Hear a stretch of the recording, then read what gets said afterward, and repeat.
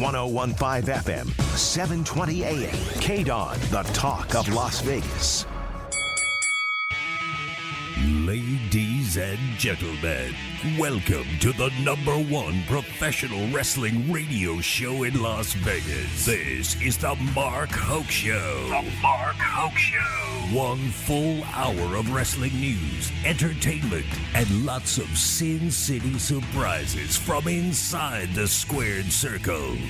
Now, let's bring on the tag team of Andrew Fish Fain, Joe DeFalco, and your host, Mark Hoke. Yeah! Yes! I'm not dead! I'm not dead yet! You will be soon! Oh, man. I'll tell you. Being messed up ain't no fun. See, now you and Roman Reigns have something in common. No, actually, we don't. No, it wasn't other health problems. Oh. No. Well, no, I was going to say you both missed day one. That is true. You know what I spent day one doing? Flat on my back. That's what I did. There are so many jokes. I'm just going to leave them all alone. Wow. Screw you. Let's say hi to Joe, shall we? No, we're not going to say hi to Joe yet. Screw you. Making me up like this. Oh my God. Such. I missed you. Right back at you, Sparky. And that's what I get. Welcome to the Mark Hoke Show, everybody. The aforementioned Mark Hoke. That is me. Hi, what's going on? And, of course, we are bringing you the best in pro wrestling news, even though I don't know if I even want to introduce these two bozos at this point. Just no love in the house. None. Zero. No? Nobody's going to... Boy, unbelievable. I can't even get the Cero Mielo thing. No. I had no idea where you were going. Man, so. you need to watch more of your AEW. Shame on you. Andrew Fish Fain, everybody. The WWE Mark. What's going on? You are a Mark. Yeah, I know. I just said I'm the WWE Mark. You are a WWE Mark. It is sad and pathetic, and I feel sorry for you. Thank you. You're welcome. Of course, by the way, don't forget Fish is going to be apparently with Chips doing Monday and Tuesday. SportsX Radio Monday and Tuesday here on KDWN 1015 FM, 720 AM, the talk of Las Vegas, at 8 p.m. Pacific time. They do a great show, by the way. I want to make sure you give props to Fish. Because appreciate that. Just fantastic work that he and the Barnes man do. So thank you very much. You are welcome. I still hate you. Joe DeFalco. Also on the phone there. Joe. Yes, go Bills. Go Bills. Yeah, you know it, baby. Yeah. 30s. How about that? 47-17, 30-point win over the Patriots. Yeah, enjoy your one. We're gonna roll into Kansas City next week. You guys see Little Giants? Did you ever see that movie? Yeah, the Icebox. It just it beat us 99 times out of 100, but one time. That's right. We're going to run the annexation of Puerto Rico. That's a good call. Fish. But, of course, Joe DeFalco runs Future Stars of Wrestling here in Las Vegas. We are thrilled to have the grumpy version of Joe in the morning because he's more sarcastic, bitter, and nasty. Joe, how are you? That was wonderful. That was the longest intro ever. It was like, yeesh. Yeah, we're introing because we're actually going to be on the air 90 minutes today. So that's exciting. We're really 84, but yeah, ballparkish. But very excited to have Joe here as well. Now, I got to do one thing because we missed the show last week. I know, and it's your wife is COVID too, so Joe was the only one that was intact at all. But there is something that did happen the weekend before that must be mentioned here on the show because it's my job. That's right, ladies and gentlemen. North Dakota State won the championship. Good Lord. Nine-time. Nine-time. You only said it 8 times. I counted on my fingers. 9-time FCS national champions. Stomping Montana State into the ground of Frisco. Their bones join all those other losers. The 17-time national champion, North Dakota State University Bison. My school, my Bison pride. And I love playing this song every year. I love it. Congratulations to the boys up in Fargo. Another big victory. Fish, did you make money off this victory, by the way? I did not. Failure. I did not lose money off of the victory, though, so I didn't bet Montana State or anything. Well, you should have just thrown the bank on it. Should have thrown the bank on it. But, hey, way to go, guys. A victory for the Bison. Again. Oh, I feel better now. Oh, good. That this is honestly the first day, and I'm not kidding here. That first day I've slept through the night in months. I don't know how I did it, so I'm kind of in a little bit of a peppy mood, getting things rolling, and now we're all bisoned up, and that should have everybody excited. I almost want to play the song again. No, that's okay. Are you sure? Yeah, it was 2 weeks ago now. If it was last week, maybe, but it was 2 weeks ago now. Yeah, so it was 2 weeks ago. But I feel so much better now. Oh, good. Okay, we got that out of the way. All right. Hey, let's start talking about all sorts of crazy stuff in the world of pro wrestling. The Royal Rumble. Which is by far my favorite, even more so than WrestleMania, my favorite event of the year. Why is that? Why do you like the Royal Rumble better than WrestleMania? Because, and as ridiculous as it may sound, the surprises that can and usually do happen during the Royal Rumble match. It's not even the other events or the other matches that take place don't matter. It's just the Royal Rumble event that I like. Because you always will go, you're in your mind, and it never quite lives up to the hype in your mind either. Because you always go that this guy's going to be here and this guy could show up, and they never do. But sometimes it's the guy that completely surprises you. It was Edge a couple of years ago that came out of nowhere. I think it was kind of leaked that he was going to be there anyway. But things like that always make the Royal Rumble a very special event. Yeah, Joe, you okay back there? You sound like you're swimming or something. Yeah, I'm all right. Have to wake up. I'm Okay. good. Okay, just checking. There's some background. Washing my hands. Have to wash my eyes, you know? Oh, okay. But I do think it's interesting this year that they're talking about, for the first time ever in WWE, at least as far as I can remember, they're talking about the forbidden door being opened for the Royal Rumble. Could you imagine? And we were talking before the show a little bit, about a possibility of, say, like a Chris Jericho comes walking in the door. I mean, the roof of the place will blow off. It would be unreal. I'm curious, Joe. I know we touched on it a little last night, but have you heard any rumblings about anybody on the men's side? I mean, obviously the women have announced that everybody on the planet is going to be showing up, including Mickie James, which is pretty surprising. You've got, because she's a champion of Impact right now. Have you heard any possible crazy names? Unfortunately, the biggest name's been revealed. That Johnny Knoxville, the odds-on favorite to win it. Wow! Thank you very much. Wow! I don't think they're. Mickie James is a different entity. I don't see them going after somebody from AEW, like, oh, MJF shows up. Imagine how that would be. But that'll never happen. You know what I mean? It's like... Well, they announced that there was going to be a significant entry.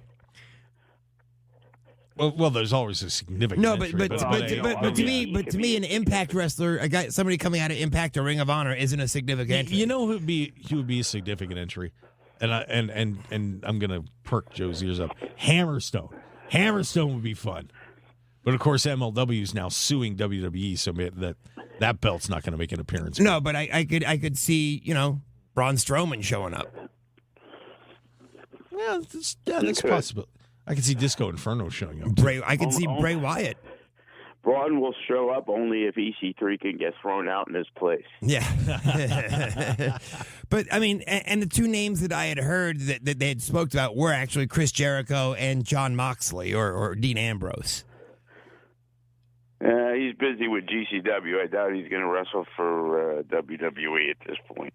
Yeah, of course. We're going to be seeing Mox coming back here on the at the GCW event at the Hammerstein Ballroom on the 21st for sure. So, but Mox is coming back. But this Royal Rumble card, I think has been obviously with Roman Reigns getting COVID, has gotten turned a little bit upside down. I think it's going to be fascinating to see where the road to WrestleMania will go after this, considering what happened. And now obviously with Reigns getting COVID, we've now got Roman Reigns wrestling Seth Rollins. It's now officially apparently Seth freaking Rollins. Yeah, I get. You know what? I'm not going to participate. I refuse. But so Rollins gets moved over to fill that slot. We get the Bobby Lashley Brock Lesnar match that we've been waiting for a long time.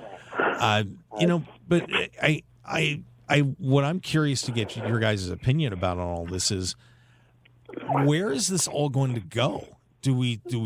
I mean, we're still working our way back to Roman Reigns and Brock Lesnar, right? But is this now going to be a title versus title match? Do we have one of these guys drop a belt at Royal Rumble, because there's no pay-per-view scheduled? I think between now and then. So I think what you're going to end up see happening is, I think the brand split goes away, and I think there becomes a unification bout basically, and you get one title in WWE. You think they're going to do the Hoke thing? The thing that I said they should do 6 months ago? Yeah. What do you mean, the thing that people said they should have did 6 years ago? Well, yeah, but I'm taking credit for it because I said it on the air. Oh, okay. I said it to other people. Don't I get credit for that? Did you do it on your podcast? No, not. Nope. See, I put it out there publicly, so I win. But I think this is going to be a really interesting evening in that, the possibility of, does something happen that you take the belt off Lesnar to give it to Lashley that evening? Have Lesnar then win the Rumble. Does something happen going the other way? Is there a possibility that we get a 3-way match at WrestleMania, revisiting the history with they've been, three of those guys? And they've been very big on the history. And speaking of history, congratulations to Roman Reigns, because today is the day that he breaks the record of the longest Universal title reign. Not that that's a huge deal. I mean, the title's only been around for like 4 years. Yeah. So I mean, if you guys are booking this whole thing at this point, let me get each of your opinions. Where do you take it? And Joe, let me start with you first. Go ahead. Oh, yeah, you're Joe. Where do I go? Well, you can't have Brock Lesnar win the championship and then have him lose it to Lashley in his first match back. There's no way that's happening. There, even with outside interference or anything like that. Yeah, it doesn't matter. It's still Brock taking a loss. At the end of the day, it would be taking a loss. And if he's going to take the loss against Lashley there, now he's going to go to WrestleMania and take the loss there too? It's like there's no way. They got this guy to actually show up on Raw and on SmackDown, so obviously he's made the commitment to be there more than once every 4 months. So to have him drop 2 matches in a row, that would be inconceivable. Fish, what are your thoughts? So where do you think this is going to go? I think that what Joe said makes a ton of sense, and I can't see Lesnar losing to Lashley. And to be honest with you, I don't see Reigns losing to Rollins. I think they're setting up Reigns and Lesnar at WrestleMania, and it's going to be basically title for title. And I don't know if it's going to be a unification bout per se, but I think they're going to have a title for title match. Okay, fair enough. Now, one thing that I think that this showed, this whole thing, because obviously you lose Drew McIntyre, he gets hurt, and all of a sudden with everything happening, there's nobody there left to wrestle Roman Reigns, which is frightening. We've talked about how rosters are bloated and so on, but of course WWE has been cutting, and doing a lot of bad booking, putting a lot of people in bad spots where they look like a bunch of schmoes. And all of a sudden, now look what happens. That bad booking has now turned into, wow, we need a challenger for Roman Reigns.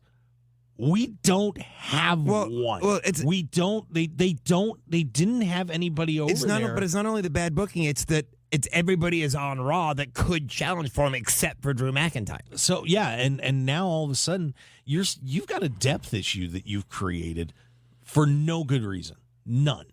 I mean, I thought it was a good pull to take Seth Rollins over. I think that was a logical maneuver because of the history that they have. You don't have to really build a feud up between the two of them because you've got 10 years of history. But what I found interesting, and this is so anti-WWE, is usually when they go back to a history, they'll cut out part of the history that's no longer there, but they were still showing videos with Dean Ambrose in it.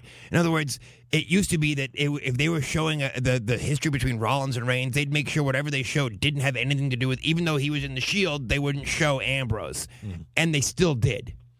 So WWE has definitely changed their strategy and their marketing based on, I think, what AEW is doing. So, they can say they don't recognize AEW and it's not there, but I think it shows purely that Vince McMahon is concerned about AEW. Well, I think, and that's a good topic. So let's hold that for a little bit.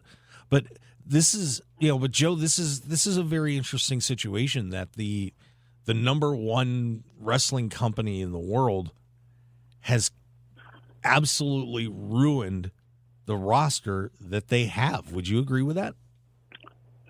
Yeah, they've always done that, but it's WWE, so they can, fast track anybody they want and going after Reigns. The thing is, the one thing they actually did such a great job was making Reigns this invincible guy, which made it more difficult. Forever it's been, transitional champion into transitional champion. They, back in the day, you held the belt for 5 times as long as Roman Reigns is going to be breaking the record of.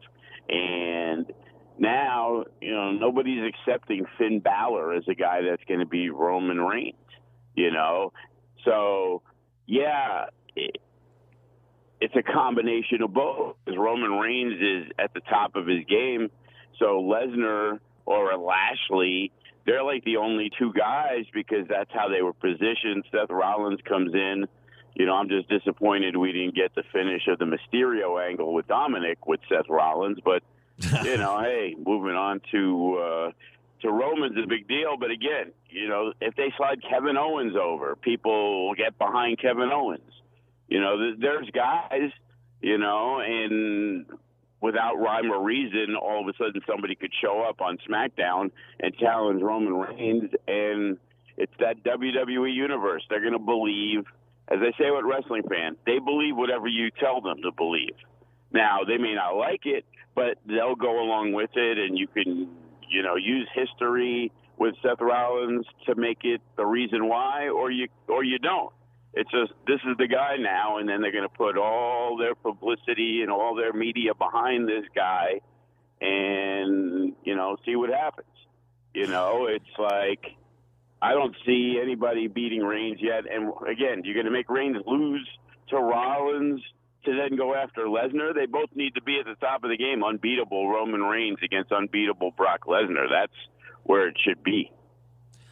And, I was thinking about this last night in terms of just since they've made everybody into mid-carders, essentially, who's left on the list that could possibly step in and be what you would consider a viable challenge that people would look at and be like, and get excited about it. And you start going down that list, for Reigns or Lesnar, well, you got Lashley. You got Edge, who, obviously is now tied up with the Miz for some crazy reason. I mean, Rollins is there. If you want to break it up, you could put Orton in that category because Orton obviously can be a champion. Well, right, but they made Big E a guy out of nowhere, and it wasn't really out of nowhere, but the push to become the heavyweight champion was out of nowhere. It was like, okay, we're going to give him the push now. He's getting the cash in the case, the money in the bank, and then he's going to move forward. And they gave him, some big victories, and then he cashed in. And now he's lost twice in a row. And now of course. Yeah, because it was bad booking. He shouldn't have been the world heavyweight champion. And even if he was, he shouldn't have been the one that lost in the Fatal 5-Way to Brock Lesnar. Someone else should have. I mean, they could have put the pin on Kevin Owens to have Lesnar win the championship. They want to push Owens. Obviously, they're done pushing Big E. So if Big E doesn't get pinned, now he is the automatic number one contender. They wanted him out of the equation, obviously. Yeah, I mean, and so you keep going down. Well, like I said, maybe that Big E would be in that territory. Drew McIntyre, even though he's hurt, may still be usable in that main event championship chase. But after that, who is there? Happy Corbin's ready to roll. Oh, I'm sure he is. I mean, again, you could, Jey Uso was positioned before Jimmy came back and they became the Usos again. Jey Uso was positioned in that, so you could put Jey Uso back in that position if you need to. I suppose that's a possibility. But, are people going to buy it? People were buying it at the time. If you do a story right, and that's the big problem that WWE's got right now. And I'll tell you, the guy that I might have been tempted to go to in a pinch here on this one would have been, and especially after what happened at day one with Sheamus. Yeah. Sheamus beating two guys, you beat Cesaro and Ricochet. That was a possibility where, if you needed that fill-in spot and you didn't want to burn Rollins, you could have had Sheamus come out and said, "I beat two guys. But look at me! I've been the world champ." The problem is though, you don't want to have heel versus heel at that point. But and he's been changed so many times, and that's part of the problem. He's been changed so many times that all of a sudden he becomes an afterthought. And Sheamus is kind of like with the old Big Show thing, it was just like, ugh, he's back again. And that's a sad thing to say because Sheamus is extremely talented. Yes. But been there, done that. I've seen everything he can do. And him being the heavyweight champion isn't doing it, I wouldn't think, for anybody. I mean, it's ridiculously early to do it, but you could also bring up Braun Breaker if you had to. Oh, dear Lord. See, I was going to say that too, in terms of if you're going to, you're trying to build new superstars. Well, what do you have down in NXT right now? You got Braun Breaker, Odyssey Jones. They have put themselves in just. Isn't Keith Lee? Oh wait, no, never mind. Yeah, right now would have been a perfect time for Cross and Keith Lee to be there. Absolutely. Yeah. Karrion Kross wouldn't have been a bad choice. Dominic Dijakovic. Oh wait, no, never mind. Yeah. They had the people. What about your boy Walter? Walter would have been a terrific one to fill in. But they had the people. That's my point. Yeah, in the difference between them and say AEW. Well, that went over. AEW, you could see 8 or 9 guys that if I told you they won the world championship last night, you could say, yeah, I could see that. But it's not the case in WWE right now.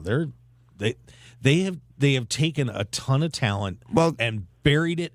They have, but maybe that's one reason why right now they're flipping AJ Styles to make him back to being a face because he's another guy that could win. Yeah, who just lost to Omos, who looks horrible. But Styles could legitimately win the title, and it wouldn't be, oh my God, AJ Styles. It wouldn't be so shocking if AJ Styles were to win. Yeah, that was the name I was going to bring up because he's been kind of laying low, helping the young guy get over if he's really getting over. Yeah, which he's not. Who, Grayson Waller? Grayson Waller. Oh God. This is the mind-numbing thing about WWE right now. Is they have so many unbelievable talents there, and they just haven't used. They just don't know what. They've ruined them. I mean, it seemed like they were setting up them. Austin Theory to take that kind of run too, and he's not. I mean, he's not going to jump into that picture. Yeah, he's a talented guy.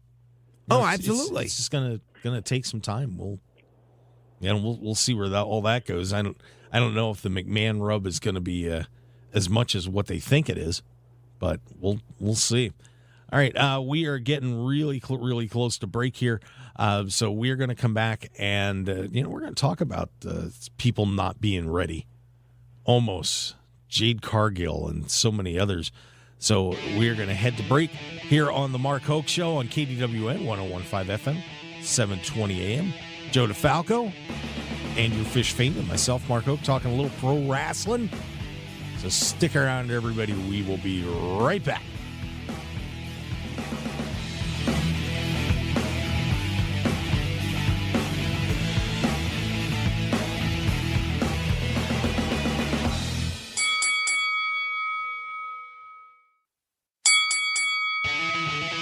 This is the Mark Hoke Show. The Mark Hoke Show. Here again, your host, Mark Hoke. And we are back here on the Mark Hoke Show. I am that harmless, lovable little fuzzball. I am kind of fuzzy. You should have seen me like Sami Zayn? I was getting close to Sami Zayn territory there for a while. I still haven't got my hair cut. This is like, geez, at least 2 months. I've got the flowing locks going in the back. Yeah, easy, Tiger. It ain't that flowing. It's something though. But yeah, well, it's definitely something. Yeah, it's a mop back there. Andrew Fish Fain sitting there in his Kershaw jersey, enjoying. The man's he's a Buffalo Bills fan, and there's moments like when a woman gives birth. There's couple of times I'm in not her sure life where you're going with this where right now. There's that glow. There's that look at me. I'm a proud mama. Like right now, this Buffalo Bills fan is sitting here. There's an aura around him. We've had so few moments. I know, and that's why the glow is. Let me Fish. enjoy.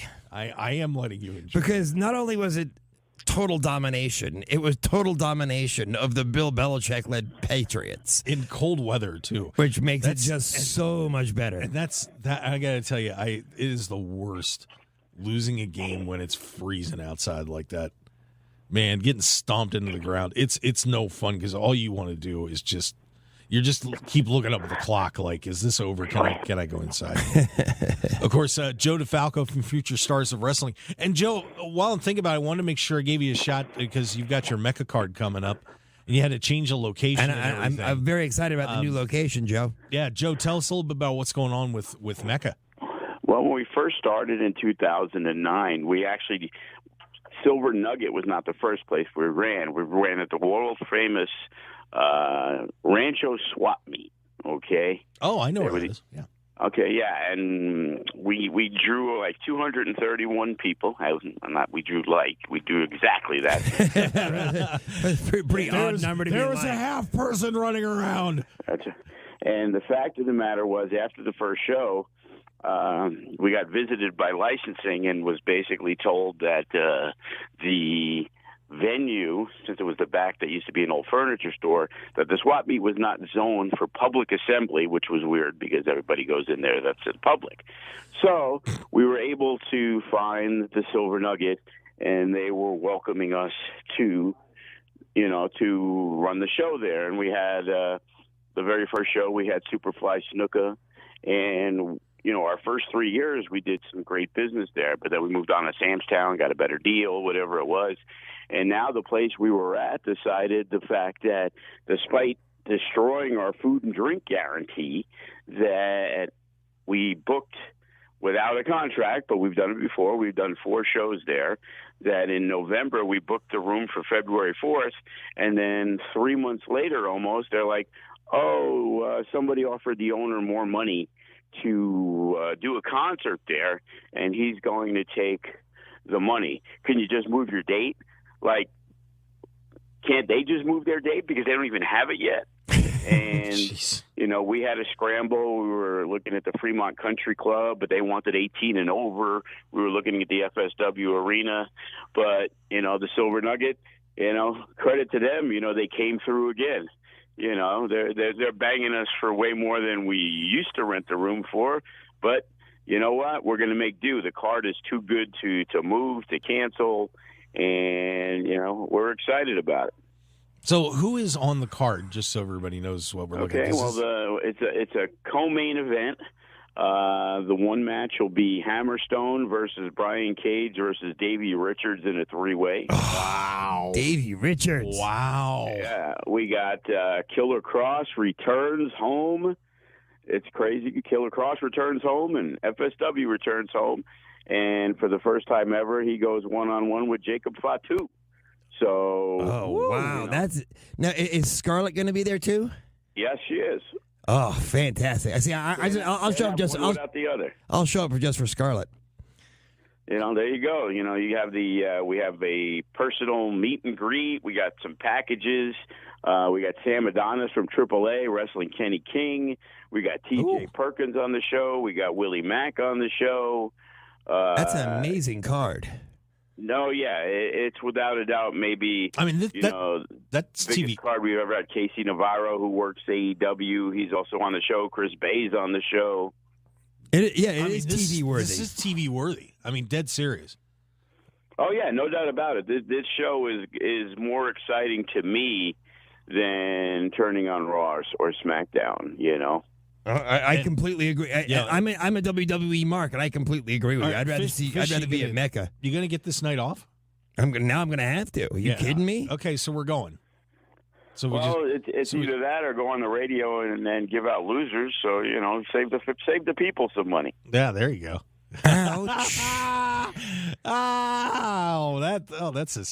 That's like a paper cut between the fingers. Yes, it really is. That hurts. Oh man. So where can everybody get tickets? FSWVegas.com. All the packages are available. We're doing a fan fest. That's separate from the ticket, obviously, but it's $25. All the wrestlers will be there. Buy a shirt, buy a hat. They'll be more than happy to take pictures with you. Everybody's there to make some money, have a great time. Front row is already almost sold out, but we have to go there tomorrow just to see the layout. We kind of gauge everything at about 80 front row, and we usually are able to add. And, show's about 3 weeks away, and we've already sold 75 of them, so we're hoping fantastic. We can get to 90 or so. There you go. So go to FSWVegas.com. You're going to get to see some of the best wrestlers in the world. And we have special guest ring announcer Melissa Santos. So. Oh. I think there should be special guest ring announcer Mark Hoke. Yeah, well, the idea is to attract people, Mark. Wow.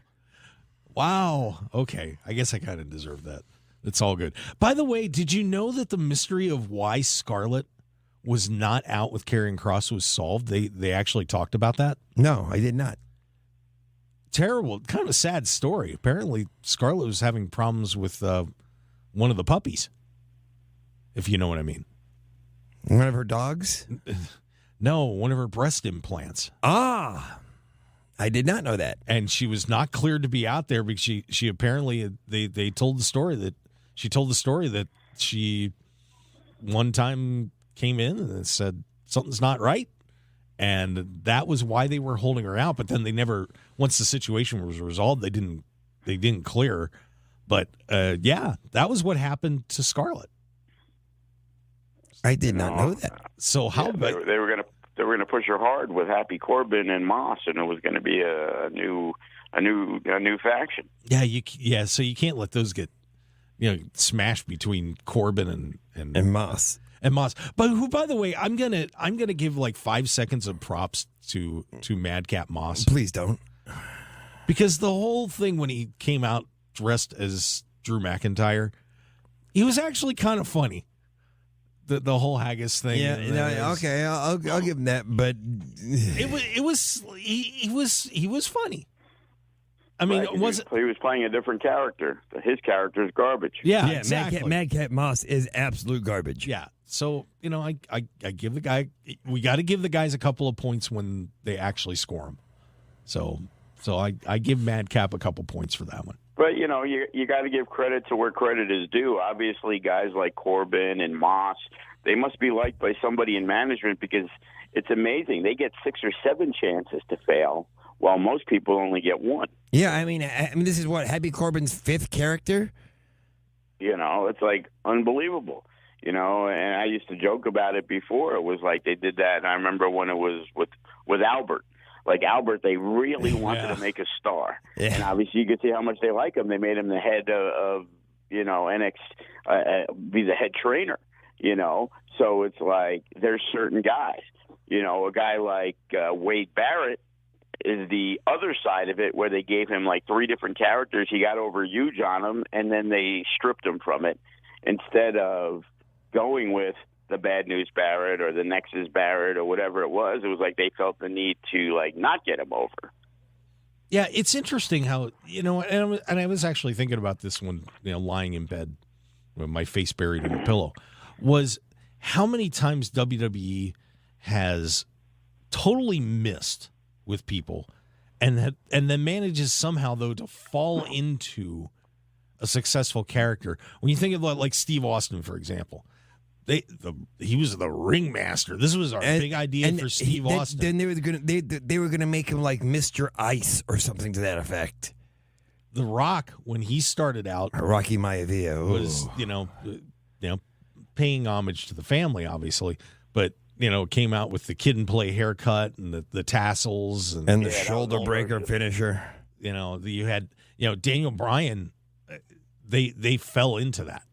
That was not something they had planned, and all of a sudden Bryan got himself over, and like, oh well, I guess we'll use Daniel Bryan.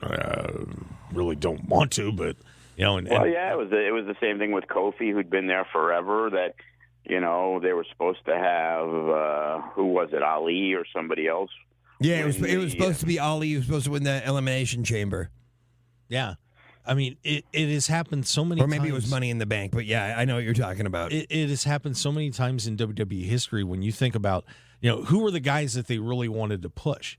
You had like we're going to replace Hogan. Who we're going to do it with? Tom McGee. We're going to do it with the Ultimate Warrior, who turned out to be a huge pain in the butt and a nightmare to deal with. And everybody saw through it. He was over as over can be, I'll tell you that. For a little while, he was. He beat Hogan. Yeah, and who's... nobody popped harder than me. At my buddy Sal's house in Connecticut, we were watching. Oh, Lex it was great. I hated Hogan. I loved Hogan, but Lex Luger was another one. Yeah, he was supposed to, the whole Lex Express. That was the weirdest thing ever. Like, a monster push to having him have a count out at SummerSlam. Like, what? The guys, the people that they have most people that they have intentionally pushed or tried to create as superstars, they have either failed or they got lucky. Now there have been some, you look at the Undertaker and people like that. Diesel was another one that they pushed, and it was not a bad push. Yeah. Shawn Michaels was somebody that they pulled, and so it's an interesting science, and Joe, you deal with this all the time, that you're trying to figure out how the pieces of the puzzle work, and who's going to be your next guys. It's fascinating. But I'd imagine every company falls into a guy or two. Yeah, Joe, what are your thoughts about that? Well, yeah, you get these guys. We got this kid example, Jay Vidal. He trained at Gangrel School in Florida, came to Vegas a couple years ago. And, we don't really know who he is. He wants to come and train, All right. So we give him a match against somebody, and, the other guy's obviously going over. Here's the new kid, and you look at him, and you're like, wow, there's something about this guy that you really like. And had a couple of good matches. Pandemic hit. He moved back to Florida. Couldn't afford to stay out here. And I negotiated with him to pay way less money because he had, 4 years of training. And he was in a tag team with this kid Parada. They were called the Bad Bitches. And if you've seen their character, very Adrian Adonis's, but they're legit, how they are. And Parada decided he was going to take a leave of absence, didn't really want to wrestle anymore, had to deal with issues. And Jay Vidal started working, the singles thing. And then, he had not only good matches, he had some of the best matches in FSW in the singles. And it was like, well, here's a guy that needs to become the champion. And on New Year's Eve, we finally pulled the trigger, and he became the No Limits champion, beating Chris Bay. So it's a huge victory for him. He beats Chris Bay. He gets to be in the ring with him. And now at the Mecca, he's going to work a four-way for the No Limits title. But he's got Casey Navarro from AEW. He's got T.J. Perkins, one of the best technical wrestlers in the world. Mm-hmm. And Damian Drake, who's been one of our, best kids for, 8 years. So, it's interesting to watch the rise of some of these younger kids that, in a lot of companies, it's easy to run a good show because all they do is go out and pick somebody they want to use. Well, we have so much homegrown talent that we only need to pick a handful of guys to kind of come in and see who we like. For example, Toa Leona is part of Toko Uso, the tag team champions. As we picked them, he trained with Rikishi. Sefa hit him up, told him that he needs to come to FSW. And as we've progressed him to get a major push, he was actually supposed to wrestle Hammerstone last week. But because of the fact that he's on everybody's radar, he's now being brought to AEW, and there's talks of them signing him. And, wow. It's also knowing that these guys are going to move on to bigger and better things. And, I was just going to say that dynamic. When you're in the WWE, there's no place to go, for lack of a better term, to go up from. So they're generally not going to have someone scouted away from them. It's got to be tough for you to build a guy up and then have him scouted. And, I mean, it's a proud moment, obviously, but at the same time, you build a guy up and then you have him taken from you, basically, because he's done exactly what he's supposed to do. Yeah, Sefa was, targeted to be our next heavyweight champion. He was the guy that would be the one to take the belt from Hammerstone. And then all of a sudden, it's like, hey, Joe, blah, blah, blah, blah, blah, and now he's finishing up, doing a couple of angles and stuff. But we know in the back of our mind he's leaving. And usually with WWE, they don't tell you when you're leaving. So it's like you got him show by show, and it's like, okay, when's his last show? We don't know until 2 weeks beforehand. And, he did the anniversary show and did a run-in, and the crowd popped big. And, it was kind of our going away thing, which got over really well. We were able to do the same thing with Cross. He wrestled in a steel cage match with Funny Bone. And even though the title wasn't on the line, it was his goodbye. So it was the main event. And we've had that opportunity with Zoe Stark. And, Chris Bay's the only one who kind of can stay because of the Impact thing. So, we like guys signing with Impact and Ring of Honor and AEW in most cases because we still get to use them. So now let's turn topics a little bit and talk about the opposite situation where people are getting pushed and they may not be ready for it. We've just had a situation now. Jade Cargill just won the inaugural TBS championship on AEW. And if you watch that match, I think Fish and I are still fighting about the big school discussion from a week and a half ago, which kind of leads into this a little bit. That Jade Cargill is a person who has the look. She is an incredible athlete, but she's wrestled about 20 some matches, and the match that she had with Ruby Soho for the title And as much as I hate to say it, it was bad. It was a bad match. Ruby was, having to reposition herself and do all sorts of crazy things.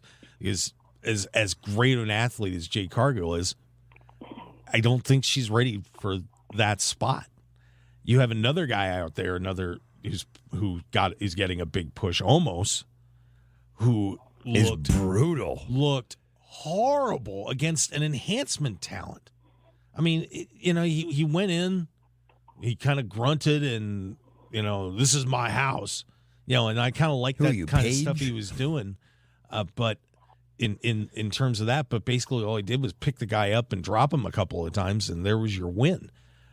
And so now you've got people that you're trying to position, that you're pushing real hard, but they're gonna burn themselves out because they're not ready. Cargill, I think, is someone that is going to be able to turn herself around.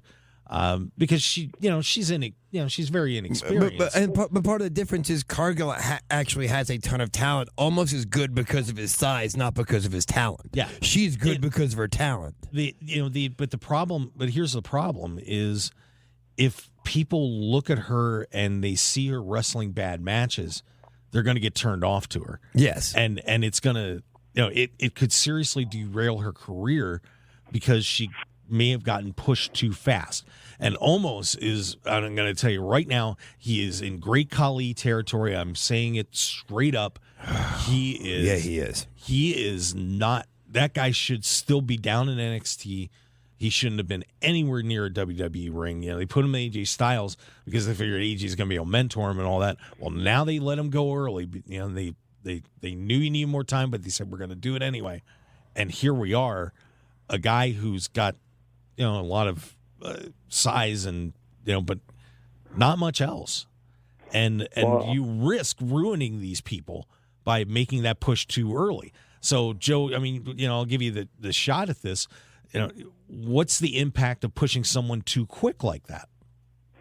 Well, it becomes up to the promotion to protect that individual. A guy like Omos should be just squashing people. At his size, he shouldn't be bumping around anyway. So, you need to wait to have Omos wrestling Sheamus, because now you're going to expose him, because the easiest thing to do is just throw somebody around, a guy that size. But a guy that size has to bump right and know what he's doing in there, and that's why they make them bodyguards. And that's exactly what we did with Cross. We saw this guy with the potential to be great. Now, will he be great? Well, that depends on the work ethic. And fortunately for us, he did. But we placed him in positions. He was involved with me as the owner, as my personal assistant. And when he was involved physically, he was dominating whatever was going on. We'd put him in a 6-man tag, and he would just clean house. And the idea was to protect him. As time passes, you're hoping he gets better and better and better and better. And if Cargill is their TBS champion, there's only so many enhancement matches she's going to have on AEW Dark, for example. It's the TBS championship, so that means it should be defended on TBS. So now she's on TV. Are they just going to have her thump everybody in a minute or two? They probably need to, and that helps build her as a monster, kind of like with Khali. No matter how bad everybody thought he was, Vince still made him the champion. Yeah, the other issue also becomes, and this is definitely works against Omos, and it works against Khali too. If they can't even do good mic work to do it. I mean, they can't speak, and that kills it as well. At least you can build the character. Like, for instance, MJF, and I'm not suggesting he's anything like that, but MJF, if he was a bad wrestler, at least he has the mic work to fall back on that he could make you believe it. You can't believe anything with Omos because he can't do anything. Well, again, that's why it's up to the promoter to protect. So what do? You find a mouthpiece that can speak for this person and just let that person do the damage. Yeah, and you've noticed Jade Cargill, has had a manager with her the whole time, and she's starting to get it. but man, like I said, you're going to have to put her. You're going to have to put her in squash match positions for a while, but eventually she's going to have to go 15 minutes with. If she's a champion, she can't be in just squash matches. Right. And that's what I'm saying. Eventually, she's got to be in a match. No, but it's not even eventually. It has to be now. You're past the eventually part. Well, it's kind of like that Goldberg syndrome when they brought him in. It was like, other than the first match he had with Hugh Morris when nobody knew who he was and he kicked out of the finisher and all that other stuff, after that match, everything went a minute for a long time. And that was even guys against like Kurt Hennig and guys that were supposed to be, top-tier talent. And eventually that's when he got exposed because he wasn't good enough to have that 15-minute match with Bret Hart. Yep. So we'll see if everybody can work around these guys and keep their careers alive. But plus Cargill, 2021 wrestling, nobody's going to hold the belt for more than a month or two anyway. Yeah, good point. All right. That wraps up the first hour. But guess what? Lucky you, Las Vegas. Wow, a bonus. That's right, bonus time. We've got a half an hour to go as we begged and pleaded. And, of course, they love us so much here that they're giving us more extra right, space. The fans can send a donation to fswvegas.com. There you go. So stick around. We've got more. Follow the show, by the way, at Mark Hoke Show on Twitter, Facebook, The Mark Hoke Show.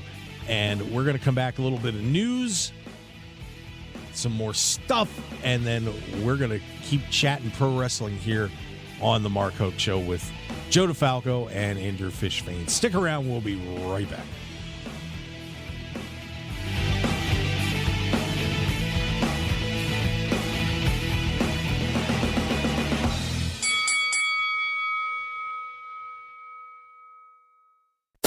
.105 FM, 720 AM, KDON, the talk of Las Vegas.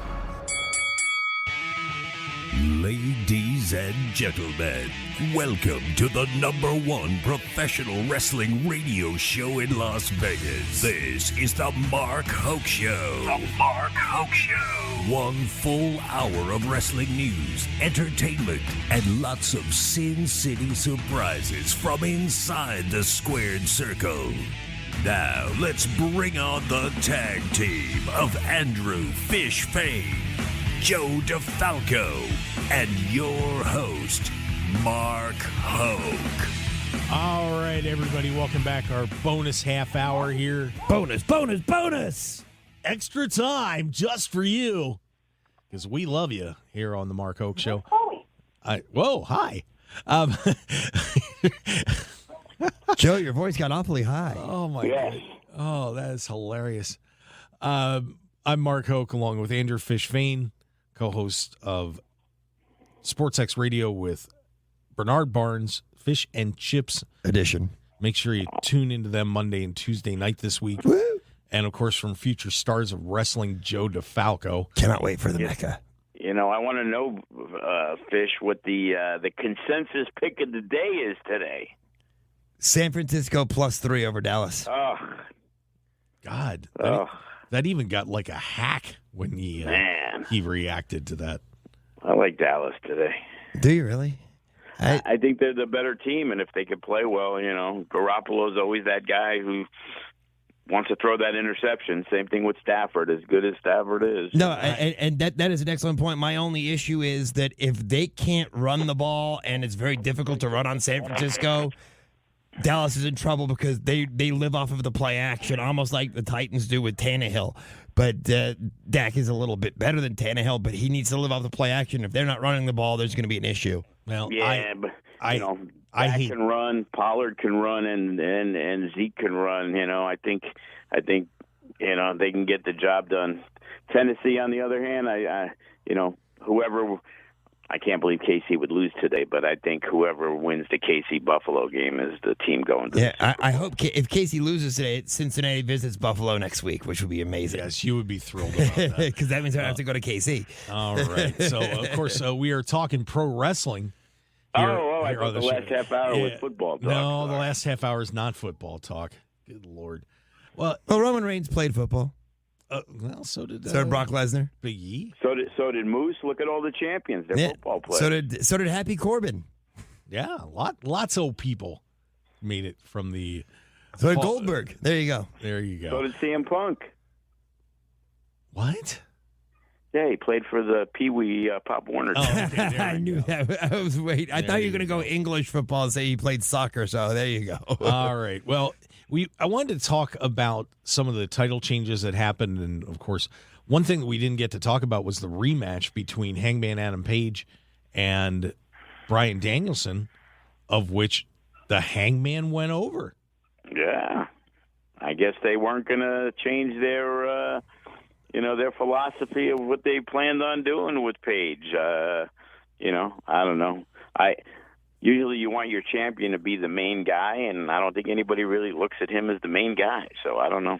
No, I do think it's also very interesting that they're going to have the whole three-way dance between best friends, Kyle O'Reilly and Bobby Fish, and the Young Bucks. And Adam Cole's kind of stuck in the middle between Kyle O'Reilly and Fish and the Young Bucks. I think that Adam Cole should just join Best Friends. Thank God Trent Beretta is loved by those guys. So I don't know, best friends. Yeah, like who's the odd team out when you talk? It's like you got FTR, you got LAX, you got Pentagon and Phoenix, and you're talking about a three-way with Best Friends. Yeah. Very good point. And that was one thing that, so I guess everybody kind of blew through that with Adam Page there winning the championship. Well, that's to Joe's point that Adam Page is not, he's the champion, but he's not the main guy. Yeah. I mean, if you put a list of 10 people on AEW and you say which one wouldn't be the champion, I'm pretty sure Page would be the only one that anybody would pick. Yeah, that's a good point. And Kenny Omega's got to be back at some point in the relatively near future. There is a massive list of challengers for the AEW championship. Unlike the situation we were talking about with WWE, there are a lot of people. But a lot of people that right. And again, but it's not organic in the sense that it's because the guys that AEW brought in are guys who are main event guys. Bryan Danielson, CM Punk, Adam Cole. These are guys that are already at that level. And the thing with Page to me was it wasn't organic. It was like, okay, this is the guy we're going to push. If you ask WWE fans who Adam Page is, I'm pretty sure almost nobody knows who he is. But they all know Moxley. They all know CM Punk. They all know Danielson. They even all know Kenny Omega. They all know Jericho. It's like, who's this Adam Page guy? And that's what you're supposedly looking for. They want to get their ratings. They want to get their notoriety. They want to compete with WWE. You can't do that with a guy perceived. Not saying that he isn't great, but he is perceived as a second-tier talent to the majority of the audience, other than the AEW fans. Well, you already have those. How do you get other fans involved? Well, you would hope with Moxley, with Jericho, with Omega, whatever it is. And I just see Page as this guy that's going to be looked at down the line as, yeah, he was just the guy who they try to push down your throat and didn't click. No, we'll see where it turns out. And it'll be, you hate to try and push a guy's championship reign to an end, but boy, there's a lot of people out there that. Yeah, who is the next guy from AEW, though? Right now they're going to have him wrestle Lance Archer, which is, it's that'd be a fun match. Yeah, but to me that's a ridiculous match. There is no point in that. No one wins with that match. You still got time coming up to build to the next people. Yeah, but a few months away. So I was going to say nobody loves Lance. I still call him Lance Hoyt more than me. But the dude has been out for how long? And, when he comes in, they have him lose to Cody Rhodes anyway. So where's the heat? They bring him in with Jake the Snake. He should have been the monster heel that people are afraid of. Yeah, he's one of the guys that I don't think AEW's done the best job with. Him and Cage are my two picks of. I'd like to see them get a little more of a run. But one thing, of course, we're talking about a company with a lot of contenders. Well, we've got new tag team champions in AEW as well. as the Jurassic Express dethroned the Lucha Brothers. And, of course, poor Ray Phoenix, did you see that elbow? Ouch. That was not good. He gets hurt a lot. Yeah, he's going to be gone. Well, that's the style, you know. You fly all over the place. You take more chances. But was that more shocking to you than Alpha Academy beating RK Bro for the titles? No. I really believe so. They push him. They love Jungle Boy, whatever. But when you talk tag teams, you know, they're more of that, you know, comedy flavor. They're cool. But, you know, again, I guess everybody has in their contract they must be tag team champions at least for 2 weeks. Well, and to their credit, you know, they've been right there for a long time. This wasn't like they just showed up or anything like that. No, that's very true. They've challenged repeatedly and, you know, finally get the breakthrough win. But the fun part's going to be, you know, who's going to be all these teams that they've got to come after them. I mean, Santana and Ortiz, are they going to actually finally get the push? They're the ones next in line. I would love to see that, certainly. But right now in their rankings, and once again, you know, this is where we get into, are you ready or are you not? The number one rated team by their rankings is the Acclaimed. So, yeah, so those guys are wrestling Darby Allin and Sting on Wednesday. So that's going to be interesting to see. Do you let those young guys that you've been building up get the big win over Sting, who hasn't lost a match since he's been back? It's all, you know, been all tag teams, but he hasn't lost a match, and they've been, you know, and people love Sting and Darby Allin. That's an interesting clash because, you know, probably the winner of that could be the next main challenger to Jurassic Express. I mean, what do you guys think about the possibility with the Acclaimed? Or I think it's too early. I think there's too many other tag teams that need to be ahead of the Acclaimed. Well, it's mind-boggling to me that LAX came in as arguably, even at that point, the hotter tag team than Lucha, than Pentagon and Phoenix, and how they have gotten nothing other than to be Jericho's lackeys. And the Acclaimed, really, if they win the tag belts, that's way worse than Alpha Academy. Like, are you kidding me? Like, those guys should be not even ranked in the top 10, and you're saying they're ranked number 1? Like, who are they? You know, they basically were focused on an AEW Dark, and then they finally got on regular, you know, the regular shows. But it's like, whether they win or not, first off, they're never pinning Sting. That ain't happening. No, I was just going to say, it's going to be Darby Allin that takes the fall. Yeah, and it's like, I don't know. Has this relationship helped Darby Allin? I thought he was doing pretty well on his own, and I think the relationship with Sting has kind of like hindered him. Yeah, and now you look. I mean, if you look at the tag team situation too, you still got the Young Bucks flying around there. FTR, Santana Ortiz is another good team. Best Friends, Kyle O'Reilly, Bobby Fish, Kyle O'Reilly and Bobby Fish. Man, this is a really good tag team division. I mean, you look at WWE, which is just, you know, throw them together and again, hope somebody sticks. Yeah, yes and no. You got to remember, in WWE, you have 2 shows that you have to build 2 sets of tag teams. Right or wrong, I mean, the fact that they did it that way, I don't think necessarily is right. But they have to build tag teams in 2 different shows. AEW only has 1 set of tag teams. What do you mean? They got 14 different shows they got to build tag teams. Yeah, very true. Yeah. So, but if you look at it like, oh, you know, FTR, Young Bucks, oh, Pentagon and Phoenix, that's a dream match. You know, who in the right mind is saying, oh, Jurassic Express and Santana and Ortiz, what a matchup? Yeah, I agree. Nobody. I agree. I mean, this. But maybe that's part of it is because guys like Fish and O'Reilly or the Young Bucks, because they are the level they are, they don't have to have the belts to have a match that's important. Yeah. No, but like with my company, we have, and people joke about it because they don't like being. But there's an A list of tag teams, and there's the B list of tag teams.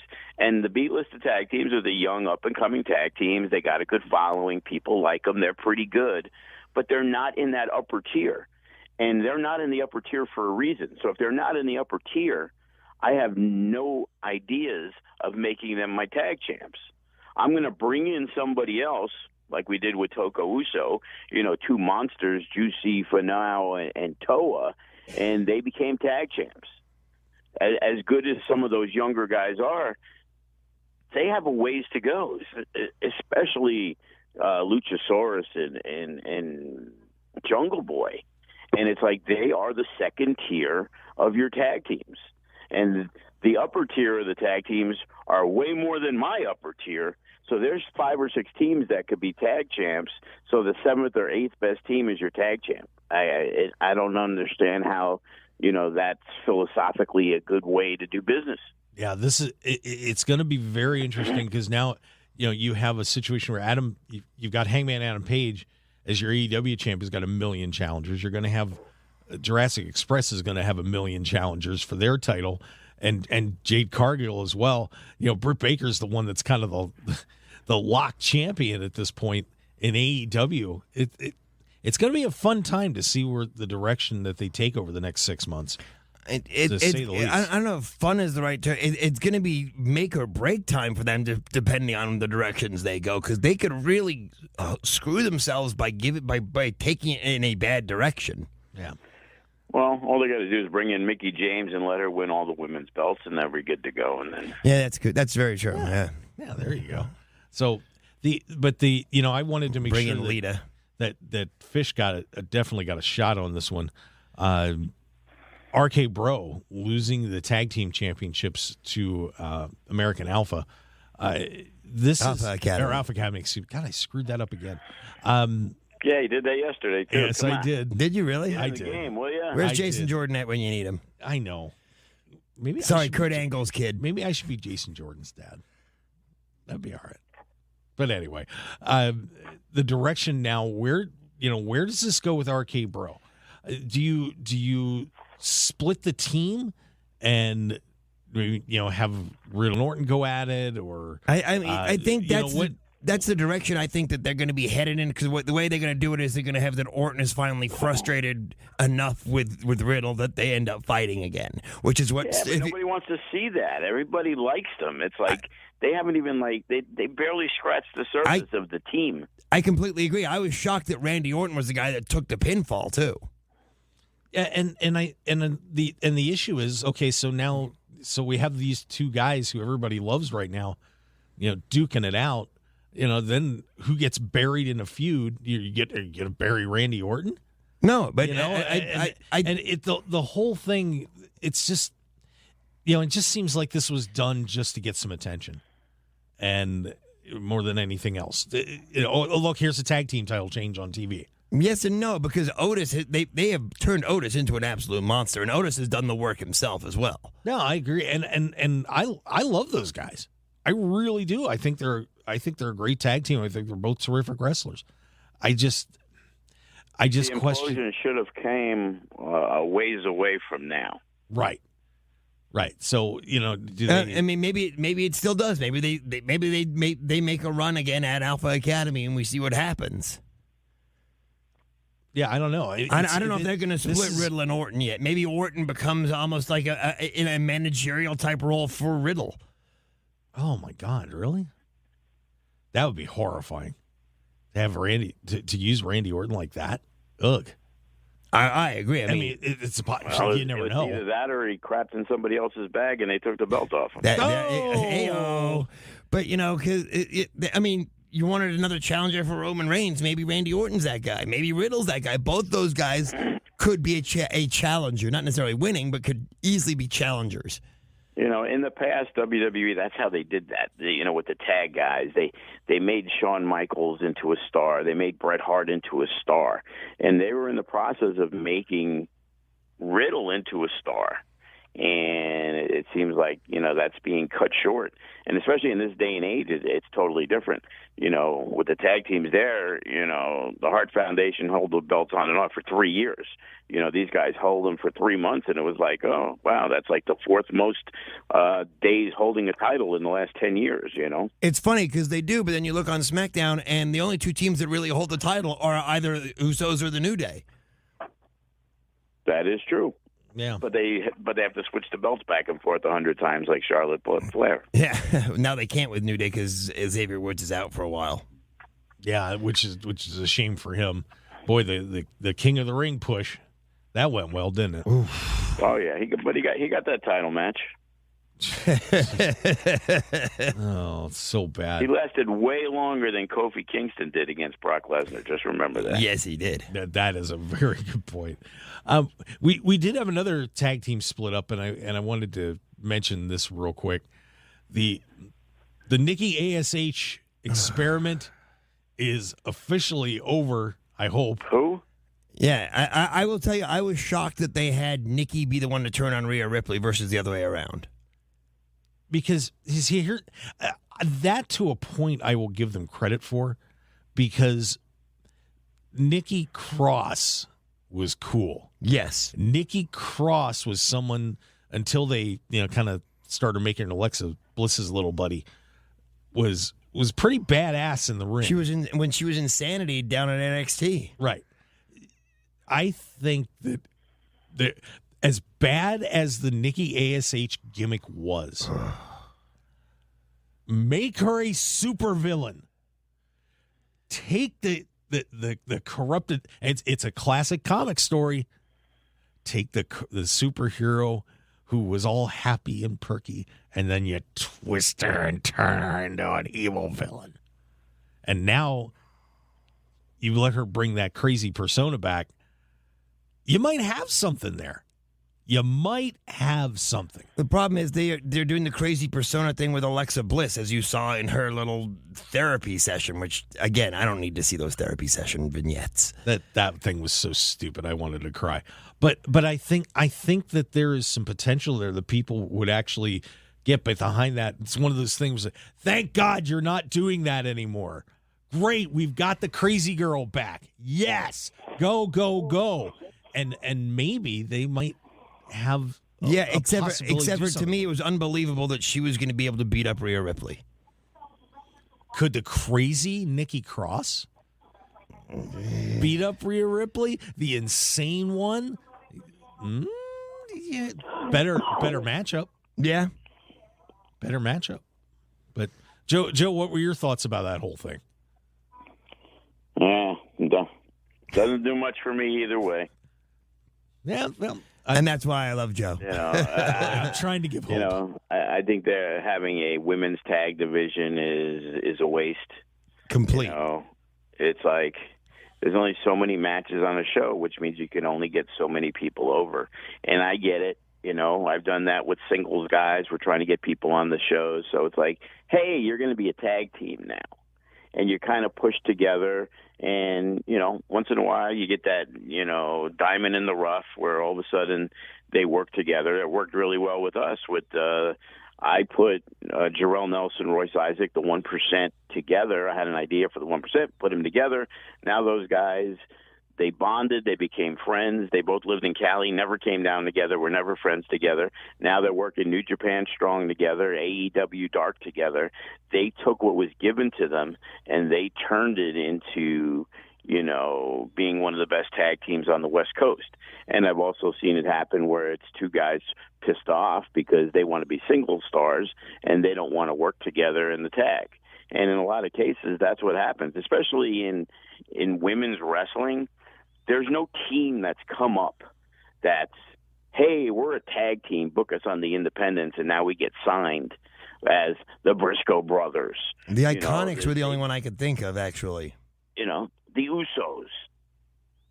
You find me women's tag team that were like, oh, man, these guys have been tagging since their second year in the indie circuit, and they've been tagging for 9 years, and they're 28. It never happens. In the and you don't have an opponent, a real credible opponent for him either. Well, that too. It's like Zoe Stark and whoever it was, Shirai. Io Shirai, yeah. They throw the women's tag teams together and it looks ridiculous. I mean, Carmella and Queen Zelina, they kind of threw together.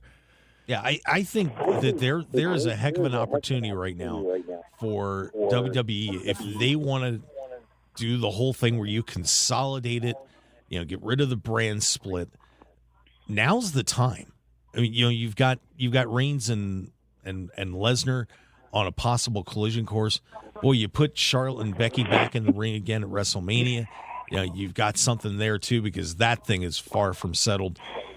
Scrap the tag team. You know, Damian Priest and Shinsuke, maybe.